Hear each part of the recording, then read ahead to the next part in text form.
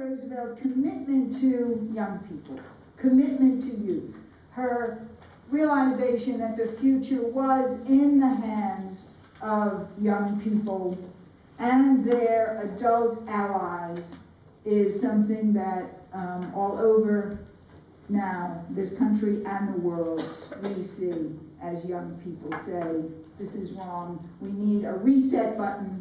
There needs to be an ethical reset button.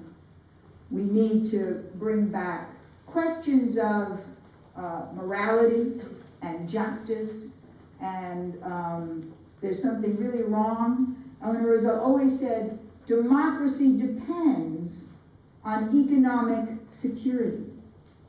Democracy depends on economic security. If we cannot provide health and housing and jobs, we will not have a democracy. And FDR said it even more bluntly. He said, we will have a liberal democracy or we will return to the dark ages. Right on the cusp, aren't we? We will have a liberal democracy or we will return to the dark ages.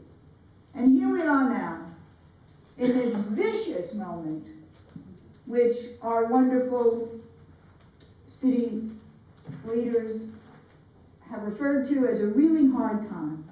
It is a really bitter time, in which if you look at the school to prison pipeline and wonder why there is a school to prison pipeline, you have to start with the testing punishment society. There is nothing more disgusting, in my opinion. I teach cops, they were guns to class. So I say, in my opinion, a lot.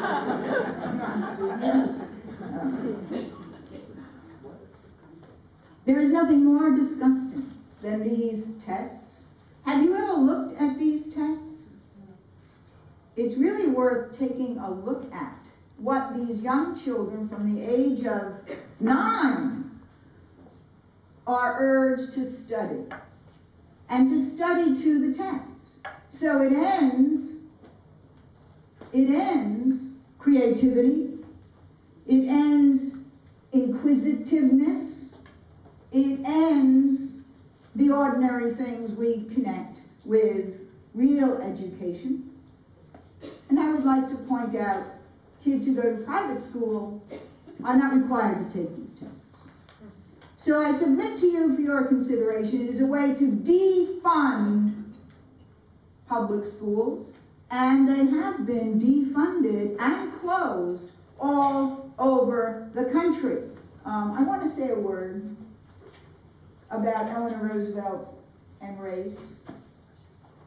There's so many things to say about Eleanor Roosevelt and race.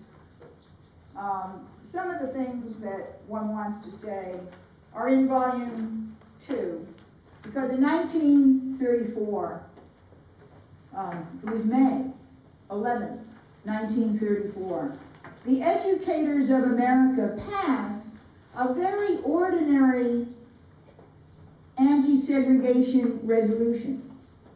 And it sounds like the resolution, well, it sounds like Brown versus the Board of Education, 1934. Segregation does terrible things to children. It encourages white children to think they are superior. It encourages children of color to think they are inferior. And it destroys all hope of community. And that passes unanimously. Whereupon Eleanor Roosevelt, First Lady, strides across the stage and gives a really magnificent speech in which she says, how stupid we are not to encourage all children to fulfill their best talents, not to encourage all children to be educated as fully as they may be, and not to invest in this very simple need for the future. And it's a wonderful speech. It's in volume 2. She concludes it by saying, in the end, we will all go ahead together, or we will all go down together. Let me just say 2 more words about Eleanor Roosevelt. In this moment of, I guess, the best book to read these days for those of us who want to be activists. There's so many great books to read these days for those of us who want to be activists, but one of them is Michelle Alexander's The New Jim Crow.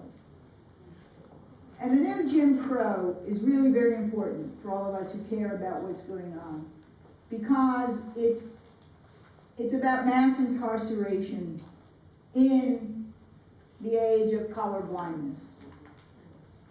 And I think we don't fully appreciate how many folks are in prison for no reason, maybe puffing or snorting or self-medication, but for no reason. And what that really means, what this mass incarceration really means in an era of the prison industrial complex, where the prisons are for profit. I mean, excuse me, prisons for profit? What does that mean? Well, it means neo-slavery. It means that folks in prison for these mandated sentences, which are insane, are working. They're contract labor. And we were on an OAH bus tour, because Claire had just written a play on Emmett Till. So we're on a bus tour in Mississippi, and they took us around where the area where Emmett Till was lynched. And we saw all these kids sitting on the street, just, like Detroit during the layoffs. Everybody's sitting on the street in Detroit because there's no work. And all these kids are sitting, why aren't they in school? And we discovered that Mississippi has a 3 strikes and you're out. A 3 strikes and you're out situation. Sent to the principal for any reason. Fighting, rudeness, belching in class. Sent to the principal 3 times, you are expelled. Where do they go? They sit on the street. Then they get arrested for loitering. Then they get arrested for loitering. Then they go to Parchman Prison. So we went to Parchman Prison. And all through this area, very verdant area of Mississippi, nothing was happening. We get to an area where the crops are high, the flowers are in blossom. It's very beautiful. What is it? It's Parchman Prison. That's where the work is.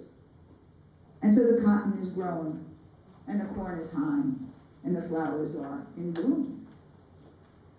Something's wrong here. And when you compare this moment, and I urge you to read Michelle Alexander, to what Eleanor Roosevelt had in mind when she really battled for, and this was her great passion, affordable housing. Everybody had the right to affordable housing. And this really meant a lot to Eleanor Roosevelt. And it's part of the story of her life. At some point, she wanted a home of her own. That was not her mother-in-law's home, and she hated this place. And that was not a state office building, the State House of the way. And so she built Arthurdale, and then 58 other communities, and then she campaigned for affordable housing with Wagner, the great Wagner housing law. And then Ronald Reagan became president and defunded federal support for affordable housing. We now have in this country, and nobody's counting, 7 to 10 million homeless Americans, entire families, living in their cars and their vans, going to work and to school from their cars and their vans. And I'm not including trailer parks, because trailer parks have electricity and showers. I'm only including those folks who live in their cars and their vans. And people know this. The folks at HUD know this. There's some protest once in a while. Sometimes they invite me to speak. But nobody's doing anything about it. Nothing happened in the Clinton years, and I can't tell that anything's happening now. So these are things, and by the way, for those of us who care about our veterans, and we have lots of veterans at John Jay and at City University, many of my students, who've come back after 3 and 4 tours of duty, upset and in need. The vast majority of the homeless people are veterans. There's something wrong with that. So I'll stop and take questions.